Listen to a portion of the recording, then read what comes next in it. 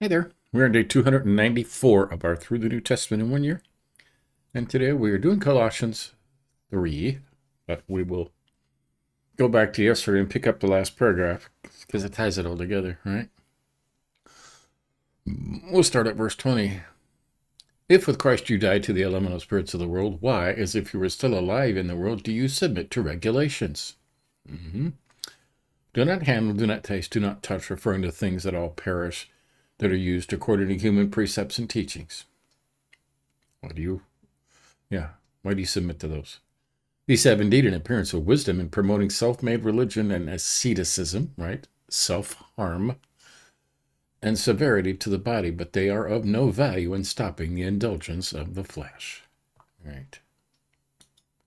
So today, Colossians 3.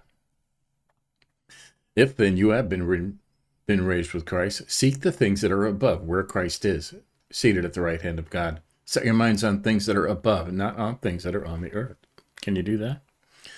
For you have died, and your life is hidden with Christ in God. With Christ, who is your life, appears, then you will also appear with him in glory. Right? We should be dead to the world, right? Put to death, therefore, what is earthly in you. That sexual immorality, impurity, passion, evil desire, covetousness, which is idolatry. Okay? You covet things. Your car, your house, sports teams, money. On account of these, the wrath of God is coming. At that. In these you too once walked, when you were living in them. But now you must put them all away: anger, wrath, malice, slander, obscene talk from your mouth. Got that? Do not lie to one another, seeing that you have put off the old self with its practices and have put on the new self, which is being renewed in knowledge after the image of its creator. Here there is not Greek and Jew, circumcised and uncircumcised, barbarian, Scythian, slave, free, but Christ is all and in all. Okay? That 5 through 11 is worth reading again and again, and we will, okay? Put on then, as God's chosen ones, holy and beloved, compassionate hearts, kindness, humility, meekness, and patience, bearing with one another, and if one has a complaint against another, forgiving each other as the Lord has forgiven you, so you must also forgive. Do we forgive as the Lord has forgiven us? Okay, when the Lord forgets us, he forgets it as though it never even happened. Do we do that, or do we hold grudges? I'll forgive, but I won't forget. That's not forgiving. Okay, if that's the way you want God to forgive you, keep doing that. Okay, that's a scary thought. Right? And above all these, put on love, which binds everything together in perfect harmony. Right? Jesus, the one commandment, love one another. Right? And let the peace of Christ rule in your hearts, to which you were called in one body, and be thankful. Let the word of Christ dwell in you richly, teaching and admonishing one another in all wisdom, singing psalms and hymns and spiritual songs with thankfulness in your hearts to God. And whatever you do in word or deed, do everything in the name of the Lord Jesus, giving thanks to God the Father through him. Okay? And it says that twice in here, okay? It says it in 17. Whatever you do in word or deed, do everything in the name of the Lord Jesus, giving thanks to God and the Father through him. And we'll see that again. Rules for Christian household. Wives, submit to your husband, as is fitting in the Lord. Husbands, love your wives and do not be harsh with them. Children, obey your parents in everything, for it pleases the Lord. Fathers, do not provoke your children, lest they become discouraged. Bondservants, obey in everything those who are your earthly masters, not by way of eye service as people pleasers, but with sincerity of heart, fearing the Lord. Okay, now here's 17 and 23. Whatever you do, work heartily as for the Lord and not for men. Okay? So whatever work you do, whatever you do in word or deed, right? Knowing that from the Lord you will receive the inheritance as your reward. You are serving the Lord Christ.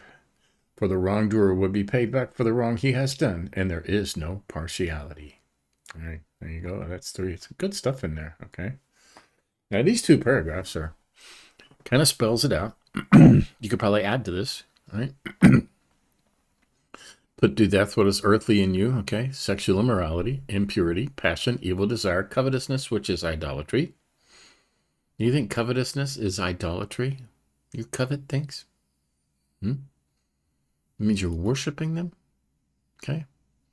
Try and get the way of somebody, a sports fan with their weekend football game. Covet. All right? Cars, motorcycles, money, houses, things, food. Yeah. On account of these, the wrath of God is coming, right? Because people covet all these things, which is idolatry. In these you too once walked when you were living in them, but now you must put them away, all away, right? And there's more. Anger, wrath, malice, slander, and obscene talk from your mouth. Do not lie to one another, seeing that you have put on the old self with its put off the old self with its practices, and have put on the new self, which is being renewed in the knowledge after the image of its creator. Okay?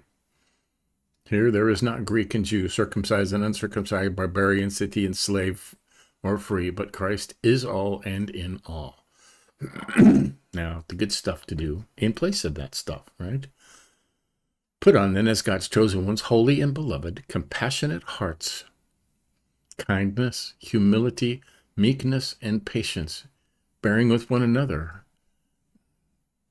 If one has a complaint against another, forgiving each other as the Lord has forgiven you, so you must also forgive, right? Also must forgive. And above all these, put on love, which binds everything together in perfect harmony. Okay? Now, they say somebody should be able to tell you're a Christian without you telling them, or without wearing a hat or a shirt or a cross, right? These people like this: sexual immorality, impurity, passion, evil desire, covetousness, right? Anger, wrath, malice, obscene talk. But if you see someone and you don't even know them, you can tell if they are holy, beloved, have a compassionate heart, kindness, humility, humble, right? Meekness and patience, right? If you're a Christian, that'll show. Those are fruits, okay? Those are the fruits that you should be showing. Okay? All right. And this ruler, we'll pick this up again tomorrow. This ruler, this wife, submit to your husband. Husbands, love your wives, children, because it continues that tomorrow. So that's a whole other study all by itself. Okay. Been greatly talked about and greatly, greatly misunderstood. Okay. And, right. And the bad forces have been trying to undo this for hundreds of years, and they have undone a lot of it. And we'll talk about that tomorrow. So there you go. That is Colossians 3. Go back over here. So, give us a like if you think about it. Catch up on any you may have missed, and we'll continue this tomorrow. See you then.